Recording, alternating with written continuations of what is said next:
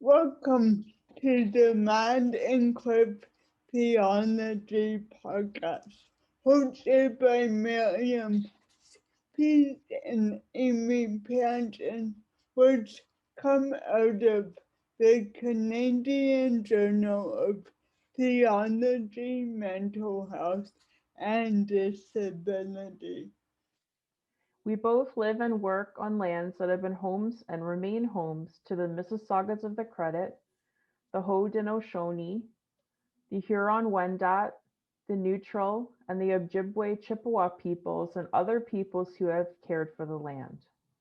We are grateful for the opportunity to live and work on this land and are mindful of the need to repair broken covenants.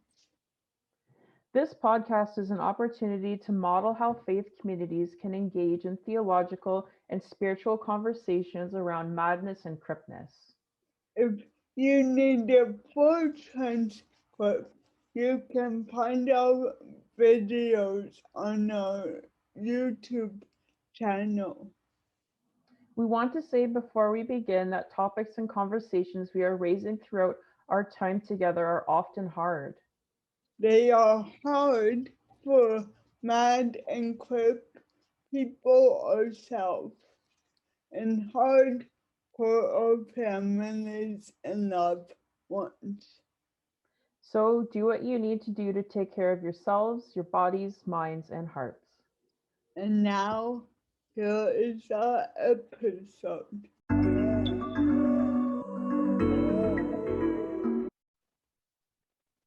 Welcome to this episode of the Mad and Crip Theology podcast.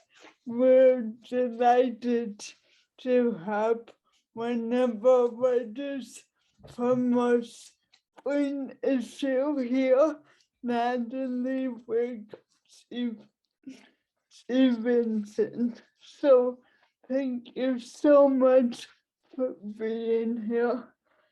Thanks for having me. Yeah, thanks so much, Natalie. We really appreciate you taking the time to come on. What we usually ask our guests to do at the beginning is just introduce themselves. So I'm just going to put it in the chat here for you. So just like what are your pronouns? Tell us a little bit about your work and academic location. Miriam already mentioned you'd written a beautiful piece for us. So that's your connection to the journal. But if you could give us a visual description of yourself, we'd really appreciate that for folks who need that. Sure. Well, my name is Natalie Wigg-Stevenson. I am a professor at Emmanuel College, where both of you are students. And let's see, she, her pronouns, connection to mental health and disability. I live with a mental illness is how I would refer to it, that I wrote about in the article for the journal, and also have a number of family members living with mental health issues and disabilities as well. The visual description of myself. I have brown curly hair, typically long, but it's kind of short right now. And I am, what am I wearing? I am wearing a floral skirt with a jean denim tank top today. And my favorite, I'm about to show it to you guys, my favorite necklace that I wear pretty much every day, which is a long necklace with a diamond, not an actual diamond, a diamond shape at the end of it. Can you imagine if I was wearing diamonds to this? That would be very cool. Yeah. I don't wear diamonds. Great. So we'll jump right into our first question. Behind the scenes, we had discussed your piece being your coming out story related to your diagnosis. And so we wanted a few things related to that. Why did you think it was the right time to come out? How did you find the process of writing the piece? And how has it been since you came out? Yeah, that's a really lovely question. I was diagnosed with bipolar disorder, bipolar spectrum a few years ago, probably about 6 months before the pandemic hit. So I was starting the pandemic trying to get my meds sorted, which was a sort of bananas time to be doing that. But I had been open before about issues I'd had with anxiety and depression, but obviously hadn't realized that I had a mood disorder as well.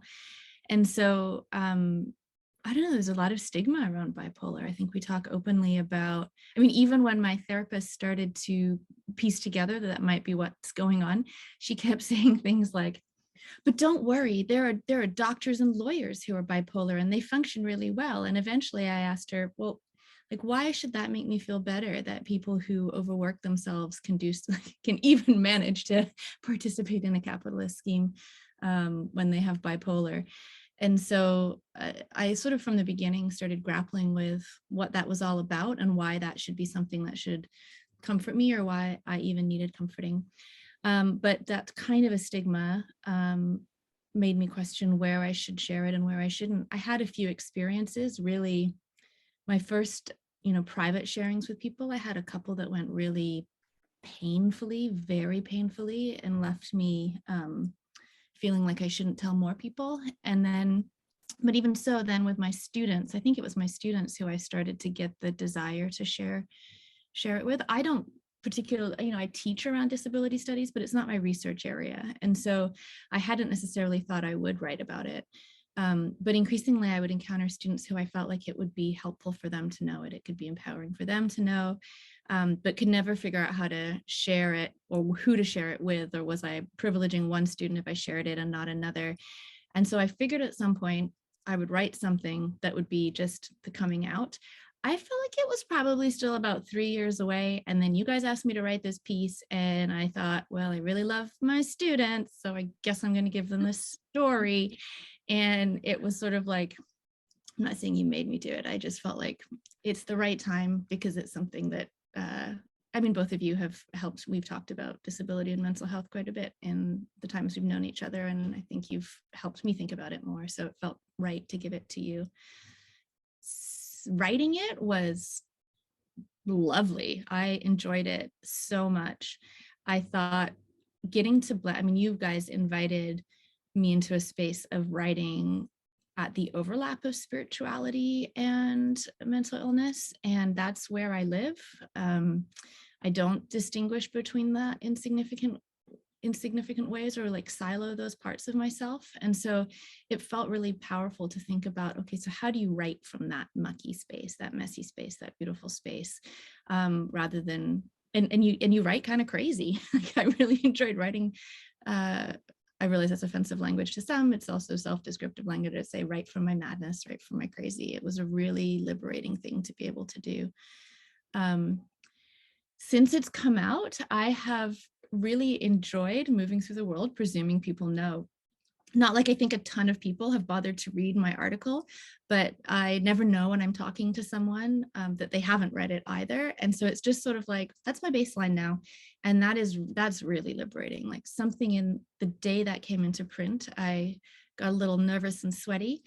Thought for like 5 minutes, do I put this on Twitter? Put it on Twitter and was like, done, clapped my hands, walked away. It felt so good. And it felt like such a destigmatizing moment. So I guess I should thank you guys. I should thank you guys for helping me have that journey.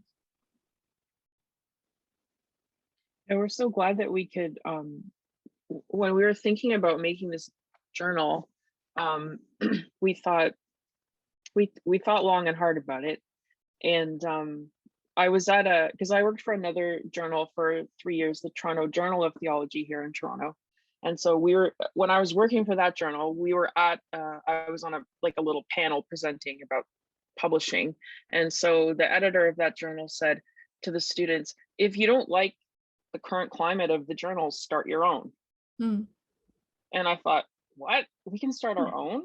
So he's like, yeah, U of T has a whole system set up where they can give you like, they'll host your journal for free. There's a digital librarian who will work with you behind the scenes to get you like set up. And so I thought, oh my, could we do this? And so we just really, when we started building it, Miriam and I talked and we were like, we just really want to have a space like where people can just really like write from their crazy, like you said. And also we thought, will anybody want to do this? Like, are we, you know, are we just going to do this and nobody's going to want to write? And then we thought, no, we were like that Field of Dreams thing, like, if you build it, they will come.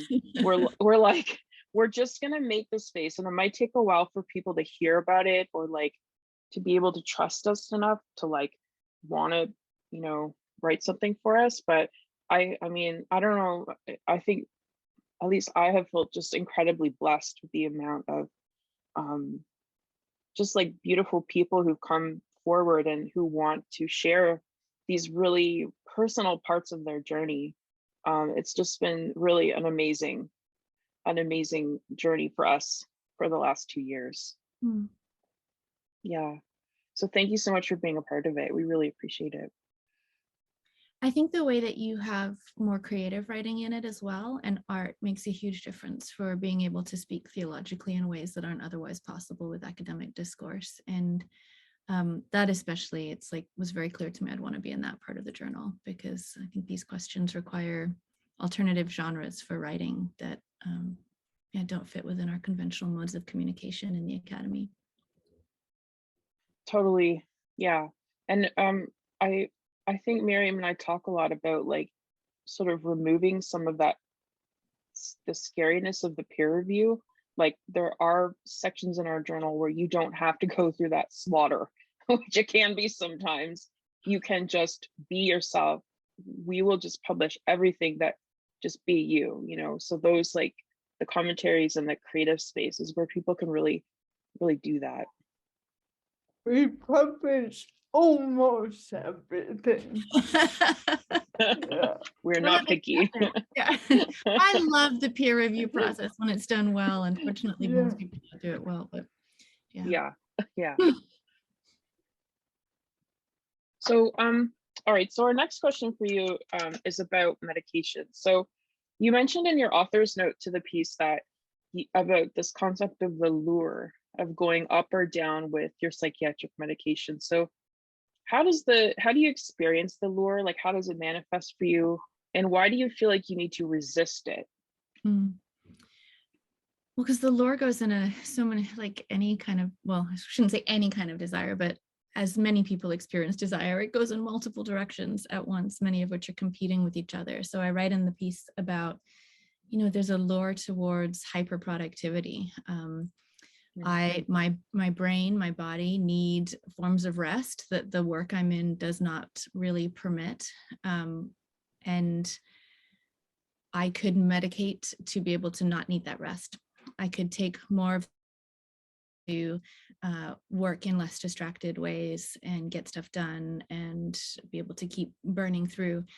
So that's a temptation, because like, what academic doesn't want to publish too much? And who of us isn't insecure enough to want to be on a million committees and get everyone's love through service? We're all sort of, I don't know, I fall prey to that too, and I think a lot of us do. And so that temptation is certainly there. And so I want to resist that to make myself live in a more balanced way, which I think a lot of very few professors do. It's countercultural. Then on the other side, anyone who's gone into a hypomanic state knows until they get bad, they're really good. They're really wonderful. Like, at least for me, what I thought were just, you know, being a really happy person or having really intense spiritual experiences or being intensely creative for periods of time actually had a more, you know, complex piece going on. And so the lure definitely in that direction. When I start to get a little bit bored, or I've got a creative project on the go, the temptation can be just to put the meds in the drawer and let myself go wild for a little while. But I also know that stuff that's damaging comes with that as well. And so, I think there's the the medical lore towards more hyperproductivity. There's my,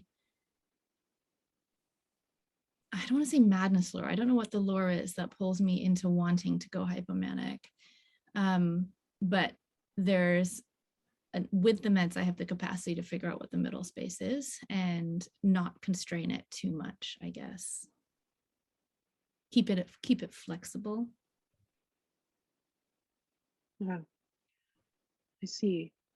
I wanted to ask you, so you mentioned about the connection between like having a manic space and your spirituality. Do you feel like the meds that you're on, do you feel like it dulls some of your connection with God, or do you feel like you can still experience your spirituality or your spiritual life at all, or in a better way? I don't know.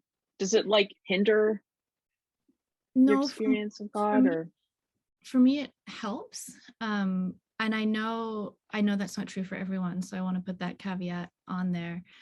There might not be as much like intense ecstasy, but I think part of my experience of it's worth saying I'm not bipolar 1, I'm bipolar spectrum, and so the highs and the lows are not as dramatic as people might associate with bipolar disorder. I did not know all these different categories before I was diagnosed, and so I have a controlling enough personality that I could really like clamp down in some of those highs in ways that made me resist the possibilities that were inherent to them. And there was a less pleasurable dynamic around that.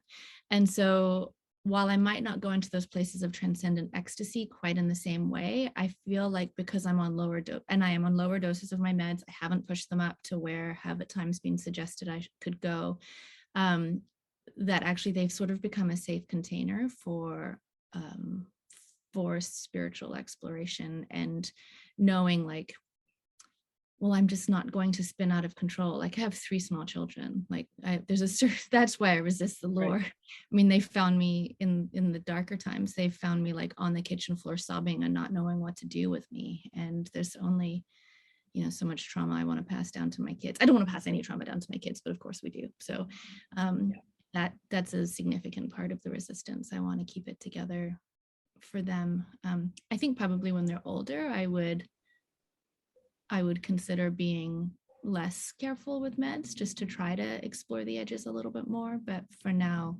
life needs to be stable with small children in it for me. Yeah, that makes complete sense. And I still have moments of transcendence. I feel like there's a levelness. I'm not seeking them like a thrill seeker in the same way. Like I have a more steady spiritual practice. Yeah. But of course, I miss those edges. Those edges are pretty fantastic. Thanks for sharing, Natalie.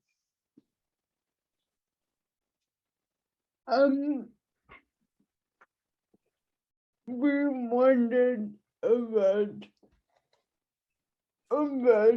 people with mental illness in the church. And in 1936, Anton Forson wrote that people with mental illnesses are forgotten by the church. And we wondered if you thought this has changed or it stayed similar since you wrote this. We still forgotten in some ways.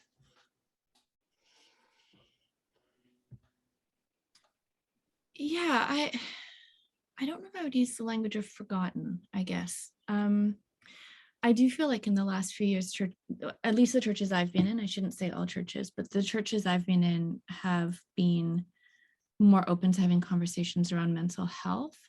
I have in the past intentionally attended churches that that intentionally blend, that intentionally draw together groups of people with and without intellectual disabilities and mental health issues, and try to foster a community around that difference. And so I know there are more churches trying to pay attention to that. In the church I go to right now, my church is always chosen for me. My spouse is an Anglican priest, so we always go to his church. And so I'm in a pretty middle-class church right now. And I think the way that mental health gets talked about can often be, and I encounter this not just in my church, can often be about, we all get pretty stressed out with the grind of capitalist living, and the church can sometimes become the place of trying to soften the edges of that, which is, it is important to certain degrees, because people are, especially in the last 2 years, really struggling in terms of mental health. I don't think the church attends to, I've not been in a church, at least I should say, that attends to the spiritual possibilities that I think can be uncovered in the lives of people who might live more porously. This is such personal stuff to talk about. I do believe in the porosity of reality, that there's a spiritual fluidity. At least I understand myself to be someone who resides in those porous and fluid spaces of this realm and another, or others. And I know that part of that would be classified as crazy. And yet I know there's something going on in there that connects to the mad parts of me and the theological parts of me and the spiritual experiences I've had, where there's important wisdom. And I wish that there were a church that could help me tap into that and cultivate it and refine it and engage with it. But the modern church, so it's not that I necessarily think we've forgotten, although that's certainly, I'm sure, the case, but more so, I wish we could just lean into the possibilities of madness more as communities of Christians. And yeah, if I were to find a place that could nurture my madness for my spiritual well-being, it would probably be a cult. Like, I don't think there's like Christian church, or it's going to be so marginal. I don't know where it is, but yeah, I think. Do you have any idea about what that church might look like? Other than a cult? Yeah, I mean, it would be such a space of danger and risk. I mean, that's the thing. I think it would have to be embracing, but also exploding our categories of mental wellness and how we understand them. And obviously that's a very dangerous activity to do with people who are vulnerable, and any of us living in any shade of madness is vulnerable, I think, in this society, because it's not a society that works for us. And so I can't say, I think it would be small, I guess, is my only reason. It would be a very small number of people. Leadership would have to be shared, which is always super messy and not nearly as wonderful as it's made to sound most of the time. Yeah, I don't know, Miriam, do you have an idea? What would it look like to you? Or Amy, sorry if I'm putting Miriam on the spot. Yeah, I think that being okay in the chaos. Mm-hmm. I guess, oh, sorry, did I cut you off? I mean, I guess as someone who lives with quite a bit of internal chaos, I would want a place, like, I know we said earlier, like, we just want people to be themselves. And I want to be myself in like very careful calibration with others. And so sort of like old school stuff, like mentoring or peer review, I love them when they're done well, because they're people calling me to versions of myself that I don't naturally inhabit, perhaps because of my own, I mean, generally I want to say laziness, but that's a horrible thing to say, obviously. But just, I can't get there on my own, right? If we believe in interrelationality, I can't get there on my own. And so if I'm trying to picture this church in a way that's not just me showing up with whatever I am, but is a space that actually is formative and lets me grow and lets me explore. Like in this piece I wrote for you guys, I was trying to figure out, what is that? I can't articulate the space where my madness and my God overlap. I don't know how to put that into words. And I can't even begin to imagine a community that would help me do that. But I think, like, in terms of spiritual nourishment, it's what I would need. I would want to be able to give that to others, but where is that? And I believe the Christian messages have something to offer to that. I just don't know what to save my life. Yeah, in the classes I just finished teaching, we do a couple of weeks on investigating our God images. The classes are on mental health and Christian theology. And so one of the authors that I think, well, two authors that I think really help like crack open this God images in relation to madness are Anton Boysen's work, who we've already talked about, because he talks about some of Jesus's experiences in his life being psychosis, him actually experiencing psychosis. And then you move forward a little bit and we have Jeff Hood's work, who talks about God experiencing psychosis and God being,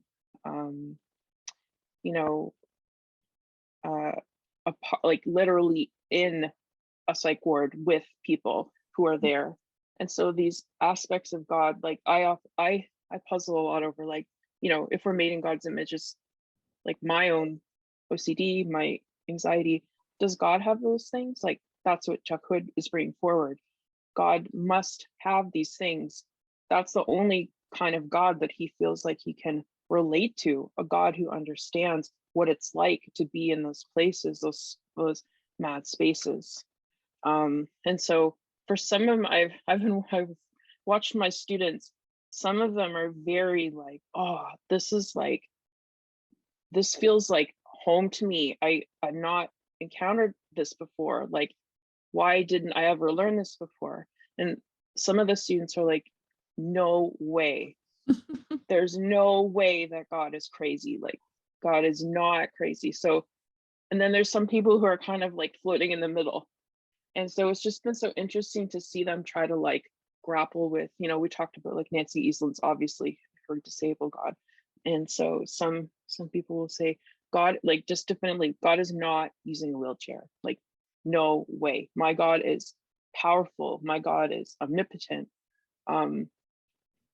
Yeah, it's just been fascinating for me to like ride that wave with students as they think about God. Like, I showed them this really awesome atheist website has t-shirts for sale, and one of them has Jesus wearing a straitjacket. And so we just sat and we just like pondered that image together. Like, what would this mean for us? Yeah.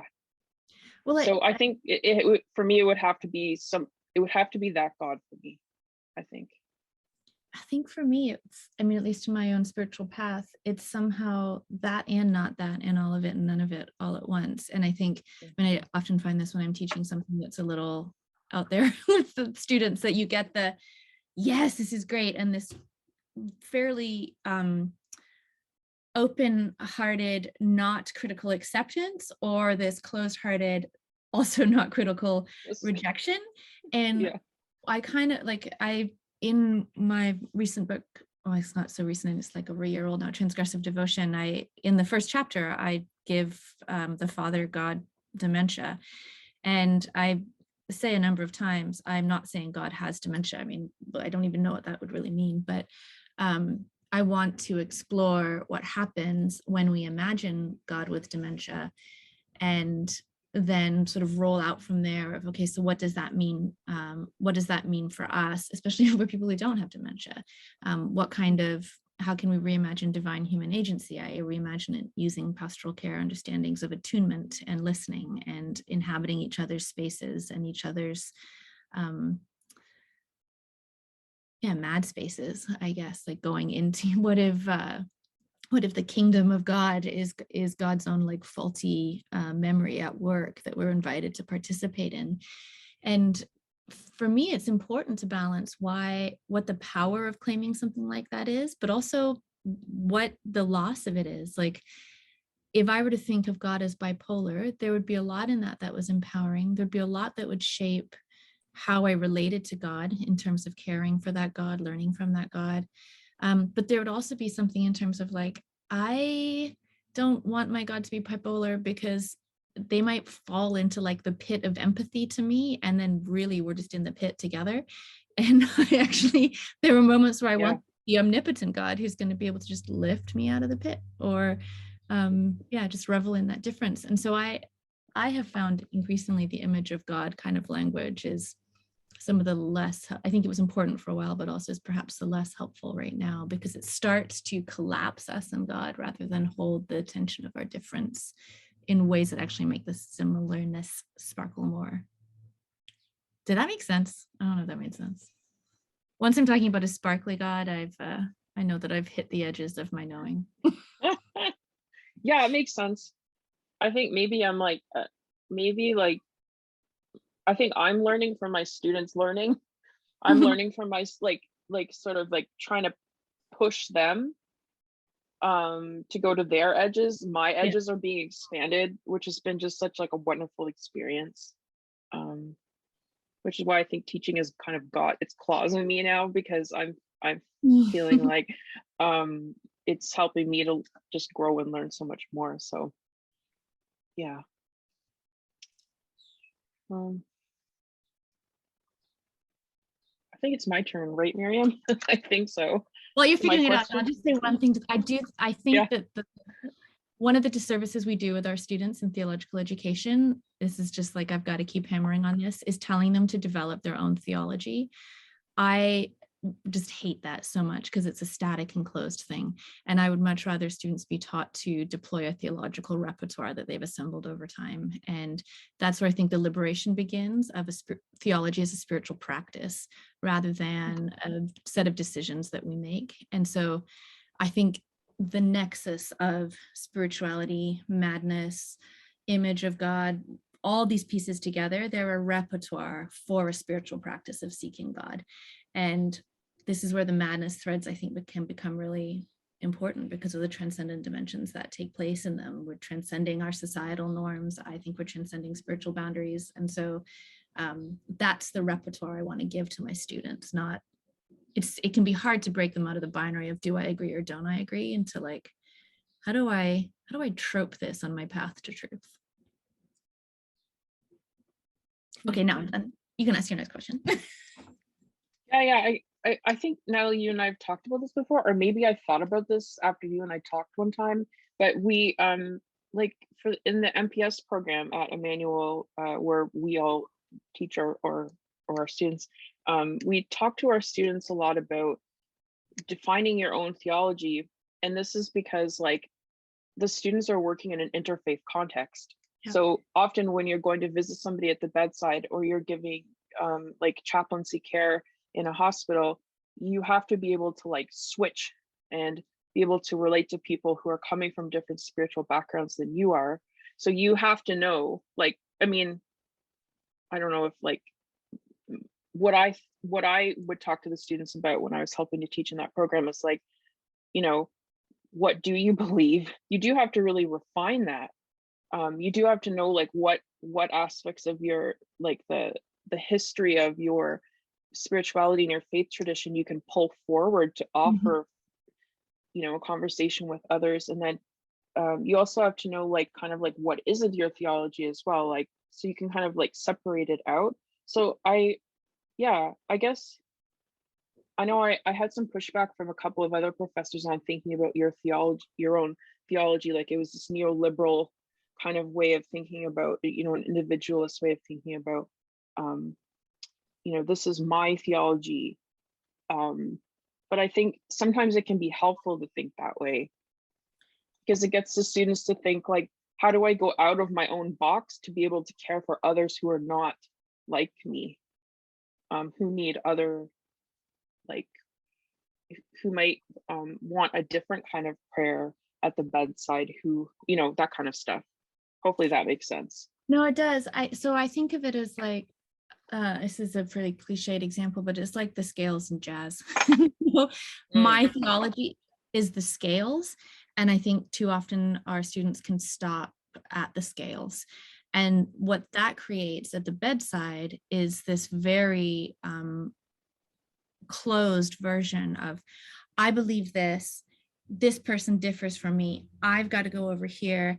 And actually what they need, if those beliefs were held a little more loosely, then they would become more flexible to actually create an interrelational experience with the person in care. I worry that my theology language, and I need to know my theology language. I hear students saying, so how do I be authentic to mine while embracing theirs? And for you mentioned earlier, people like to visualize. I use my hands a lot. So my hands are just going a bit wild right now as I try to act this out for Amy and Miriam. That's where they run into trouble because they're just overthinking everything. And actually it undermines the interrelationality and the intersubjectivity of the caring encounter, where actually we're creating something together as caregiver, care provider, and the fluidity of those two roles. And that's where I think it's important to know what you believe, but in a way that you can sort of use language to deploy in that interaction rather than, am I going to try and convince you of this true thing? And I think the place where this began for me was I had a friend many years ago who was dying. This was in my 20s, and I had gone to divinity school and had learned that God doesn't answer all prayer. And of course, you should never tell someone that God is going to answer prayers for healing and all the other stuff that we learn. And my friend died, and her mom was really sticking with this idea that through all things are possible through God. And it was, that real encounter of like, am I going to tell this woman that God's not going to heal her daughter? Like, we can all see that she's not coming back, like she's gone. But the complexity of the bedside requires something different than just what do we believe and where are those beliefs clashing? We've gone way off topic here, though. I think, have we? Oh no, it's good. It's good when that stuff happens. Yeah, I guess I need to think about this a bit more. I mean, because my partner is from a different faith tradition. Like my partner is Muslim, so how do we find our common ground? How do we talk about God and know that we're talking about the same thing, the same entity? Do you have to be talking about the same entity? I don't know. I would like to think that we are, but I don't know. Something for me to puzzle over, I guess. I've found with my Muslim students and my Muslim colleague Naveen, I've been really struck by how having conversations around practice and characters. Recently, Naveen and I fell into this great conversation about devotion to Mary, which is not something I practice. I'm not Catholic, but I mean, I love Mary, but yeah, it was in this like centering around how do we relate to Mary? Like it was this character, because she's kind of different in our traditions, that began to open up different prayer practices for each of us. And it didn't feel like and I've had this with Muslim students as well, where we've started digging into like Ramadan and Lent or sets of practices we might engage that kind of take that God question off the table. But I think when we're at Emmanuel with our multi-religious environment, we just don't have answers to this stuff, because I find myself constantly thinking I'm wrong and just holding on to the thing in the moment while I need it. Like, I don't know. I meant that as a real question. I have no idea if we need to say that's the same God or not. But I also feel responsible to the metaphysics of it all. Yeah. These are good questions to ponder late at night. I don't want to be metaphysically irresponsible. Not on a Friday afternoon. That's very true. We can be metaphysically irresponsible after a couple of glasses of wine, I think. Yeah, I was gonna say cocktail hours in a few right. hours. Maybe then we get metaphysically irresponsible. That's right. Okay. So moving forward. Oh, sorry, I think I just accidentally put that in the chat, but only to Miriam. Okay, I'll put it back in the chat. There we go. Okay, so we're gonna just sort of pivot a little bit and talk about Augustine. So in your piece, you suggest that Augustine may have known madness. And so when you wrote that, I was thinking about his conversion experience in the garden, where he hears a young child. I think the young child says like, "Take up and read" or something like that. So besides the voice hearing, can you say more about why you think he's mad? Yeah. I think the best theologians probably were, at least by our definitions of madness. Like, I mean, I have told therapists before I hear voices, and then I'm sort of like, oh gosh, should I not have told them that? And it's like, should I have said that on this podcast? But I think a lot of people who haven't told their therapist, so they don't get classified as mad. And I had a great psychiatrist once who was like, oh no, that stuff just happens. Now we've got to figure out if the time that it happened was madness or not. And I loved her. She was awesome. She was like, no, that happens normally. And then there's the times that it's madness, and that's our work to discern the difference. So I guess I'm aware it could be an act of self-projection, but when I engage Augustine and Schleiermacher in that piece, in reading both of them and in having my own spiritual experiences, I feel like I enter worlds that I see shadows of them in. I feel like we're moving in similar spaces together, and words they've put on pages have rung true to me. And I know I've accessed that truth from a place inside myself that could be categorized as mad by the standard regimes of mental health. And so I guess it's a playful thing to say I think he was mad, less like here, I'm less like here's the list of diagnoses I could give to him. Like maybe Jesus was having a psychotic episodes, but they wouldn't have been called that back then. So the power of the language to define seems really important. And maybe Jesus was just doing some stuff that we would now categorize in that way. I don't want to romanticize psychotic experiences either, but yeah, I think they saw the other side, whatever the other side or sides are. And I've been there with them, and they've helped me navigate it. Oh my gosh, you guys, what if the Church of Madness had Augustine as its priest? That would be very cool. That's going to piss off a lot of people. I think I would put Origen on staff too, because I just did a whole section about him in my dissertation. So yeah. I think he should be there too. Yeah, and then let's throw in a female mystic for good measure, because that's what every theological project needs to do. I would put Julian of Norwich would be my vote. Yeah. I'm always dedicated to Beatrice of Nazareth, but we can have them both. Yes. In our fantasy church. Yes. Oh, yeah. Sounds like awesome. We just have to make sure Augustine doesn't talk too much. Yeah. Yeah. And he may need to tweak some of his theology. Yeah, I think. But I mean, I'm not an Augustine scholar, so other people could correct me. So Amy, he can't bring all of his own stuff? What wouldn't we let him bring?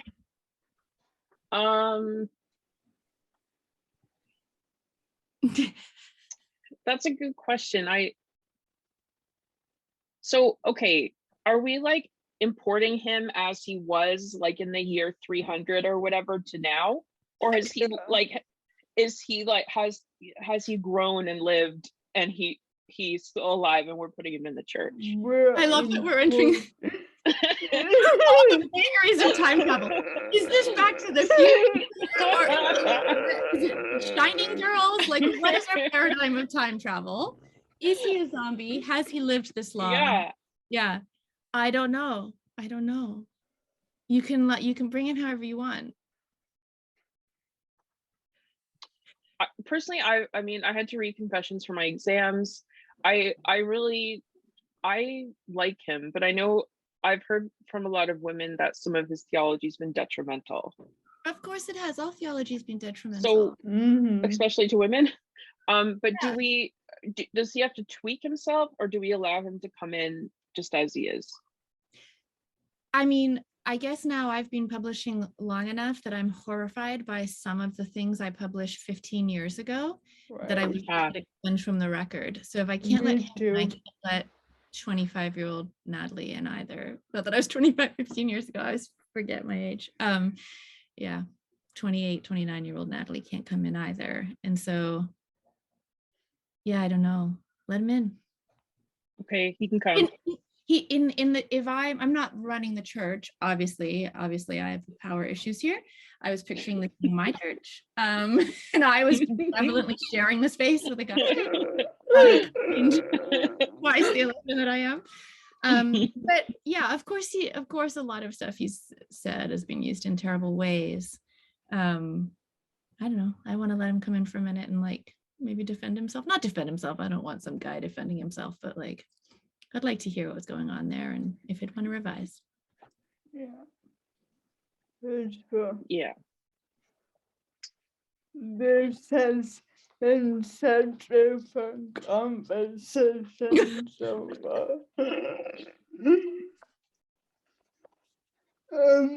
We wondered if you had any questions for us. Yeah, well, I mean, we were chatting a little bit before we came online here or before you started recording. And I had mentioned that in conversations with Amy in particular, but also with you, Miriam, that I'd begun to sort of rethink how in the teaching relationships, how we should be imagining accessibility and accommodations, what it means to start admitting out loud that teachers might also have health needs that go unarticulated, how we make sure our students are sort of legally protected, but also, I don't know, for me, it's trying to think how that baseline of accommodation is so low. And I want to think, how do I support my students into growing and learning in the most full way that I can. And so just the sort of mess around that with teaching, and while also, again, like times that have been most damaging to me personally in my work are when I've been trying to care for a student who has a particular set of needs, and I have sacrificed too much on my side to get those needs met because I fear accessibility services is not doing it. And that's not okay. It's bad modeling for my students. It's finding a non-expletive word quickly here. It's really bad for myself. I can't do that. But how do we? Accessibility services doesn't do it. No, it doesn't. I know, it doesn't. And there's privacy issues, I can't ask students. So I've been increasingly, in the accessibility part, I'm like, blah, blah, blah, legal, you're totally covered. But would you want to have a conversation about, how to flourish with this? Like, and I think I've realized, when I was seeking accessibility and accommodations for my own condition, it would have been really nice to have been asked, how can you flourish in your job moving forwards? How can you still feel like a part of this community? How can you still bring the goods that you want to offer to this community to it? How can you still grow as a teacher and a scholar and an administrator in this community?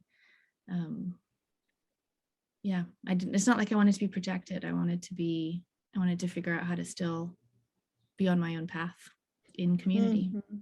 And so that's what I'm trying to think about with students. But I feel like we spend a lot of time making sure the accommodations are met and filing paperwork around stuff related to that and chasing students to have them. And I don't know. So I know that, Amy, we've talked about that, and I found our conversations really helpful. So I think for me, after you and I talked, I think it was last year around this time, or like a little bit before this time last year, when I was teaching solo for the first time.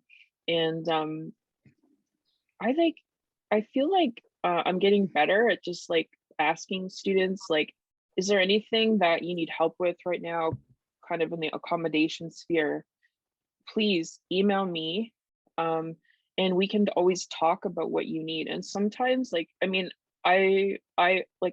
I've gone through the accommodation process with accessibility services, and I understand, like, they're social workers, they're on your side, they're trying to help, but there's some stuff they just like they don't have accommodations for like quirky things that people might need. Like I have one really weird accommodation because I get really bad migraines, and so I can wear a hoodie in class and sunglasses. Like that is a strange accommodation, which probably not a lot of other students would either notice or care about. But if a professor were to ask me, like, why do you look like that, Amy? Can you please take off your sunglasses? Like, I would always let them know, like, before class starts, like, a lot of the times I have to wear sunglasses because, like, the light, like, tries to kill me when I open my eyes. But, like, I've had students ask me for help around, like, taking care of family members who are really sick. Also, like, when they're dealing with, like, going in and out of the hospital for mental health stuff, they may not, like, you're not going to stop by like disability services first before you go to the hospital. So some of these things are like real time.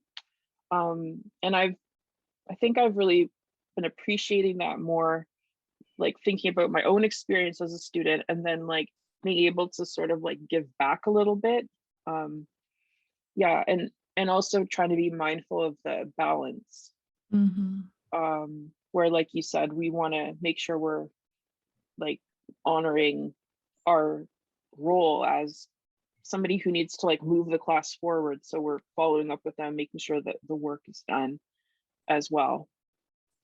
Well, I mean, I am a lover and very frustrated of practices of universal design. I love them because if they're embedded in the course structure, then there's already enough flexibility for students to access it in multiple ways. And something like, I think the majority of accessibility letters I see are, this student needs an extra week to do an assignment. Yeah. If they ask you for an extra week, you give them the extra week. I'm like, well, that becomes normalized so that now every assignment for a student has a new deadline, but the student can't meet that deadline either. It's not like giving, instead of having it handed in on the 1st, you hand it in on the 7th. That 7th is still an oppressive deadline. And so I've heard, well, every student can have their own deadline. Like, do you have any idea how much work that would be for me to give each student their own deadline? Like, I don't have that capacity. So how can I structure a class that allows students the flexibility, but also protects me from having to send each student 5 emails to get their assignment in, which I recall you getting quite exhausted from, Amy, and then you and I have to have an hour-long meeting to make a decision about, I don't think tend to not realize how much is behind the scenes. And universal design doesn't take into account the teacher's needs either. And I sort of think it presumes an omnipotent and omniscient professor, to go back to our previous divine images.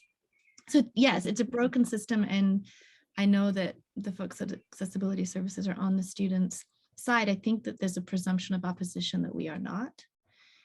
And that, so I treat those as, this is the baseline. This is what you've got legally. But I would much rather figure out together what we can create together for your learning. And then in that, I feel this article that I wrote for you guys has really empowered me to say in much more openly and calmly than I did before, I have needs. I work 9 to 5. I might be the only professor in the world who does, but I'm down with that. I work 9 to 5. Don't get me on the weekends. Don't get me after 5 o'clock on a weekday. I'll see you tomorrow. It's there. These are my limitations. And so what can we figure out together where, I'm passionate about my students learning. I hope that that's clear, but it needs to happen. I don't know how to do it yet, but I'm trying to figure it out. Yeah, I don't know how to do it either. My disability is obviously obvious to students. So for me, it's a matter of getting them comfortable with me, with my speech, with my movements, and And I also have that limitations of time and energy that I need to account for. But I haven't figured it out how to have all my accommodations and their accommodations and their trust in my capability for teaching. Yeah, it's so messy, and I think students get the legal upfront accommodations, but they're not sure profs do.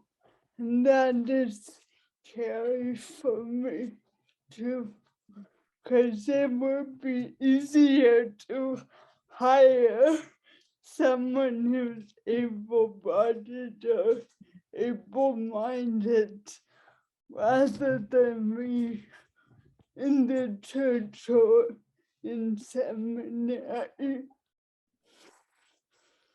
But Yeah, I think I could not have written this piece for you or be having this conversation right now if I didn't love my job at Emmanuel and be pretty like happy with the idea of spending my whole career there, because I have now put a bunch of stuff out into the public sphere that makes me not so hireable in other contexts, because if you hear someone can make boundaries on their life and wellness, what other university is going to want to hire me? Emmanuel, haha, you're stuck with me. Because my accommodations came in after the fact, but yeah. And obviously I have the capacity to hide my conditions if I want to. So that's a huge privilege. You want to, yeah. Amy, do you have thoughts? No, my brain's kind of fried right now, actually. Yeah.